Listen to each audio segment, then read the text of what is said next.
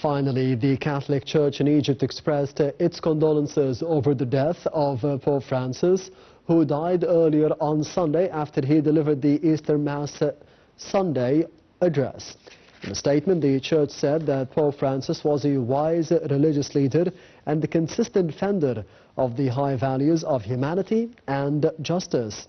The Church also described Francis as a major spiritual figure and the tireless champion of the poor.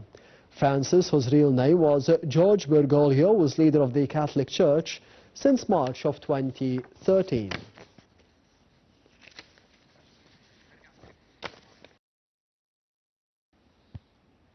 And to be shedding more light on the relationship between Egypt and the Vatican, and of course the passing of the Pope Francis, we have over the phone Dr. فريدي البياضي, the member of the Egyptian Parliament. Thank you very much for being with us tonight on the daily debate.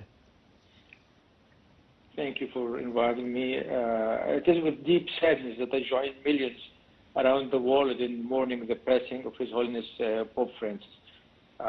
Pope Francis was actually more than a religious leader. He was a moral compass for our time, a humble voice for the voiceless and a defender for the weak, in a world that actually often overlooks them. He lived simply, he spoke kindly and acted boldly.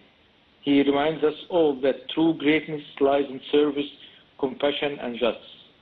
And actually what made Pope Francis truly remarkable was his unwavering commitment to social justice. He stood with the poor, the marginalized, and the forgotten, not just in words, but in actions. Whether comforting the sick, embracing refugees, or speaking out against economic inequality, he constantly reminded the world that every human being has inherent dignity. His life was a living sermon on mercy, humility, and solidarity. And actually one of the most powerful aspects of his papacy was his clear and courageous support for the Palestinian people. Yes. He recognized the right to dignity and self-determination, and he was never afraid to speak truth to power. I will never forget his visit to Bethlehem, where he stopped and prayed at the separation wall, a silent but powerful call for peace and justice.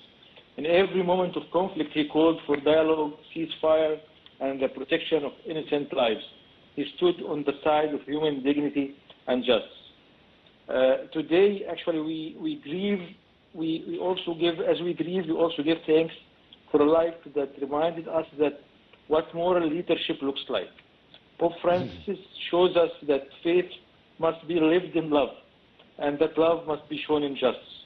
He was a light in the darkness, and thought he's gone, his light will continue to guide those of us who believe in a more compassionate, fair, and peaceful world. May his soul rest in peace, and may we honor his legacy and continue his mission to serve the poor, to seek justice, and to never give up on peace.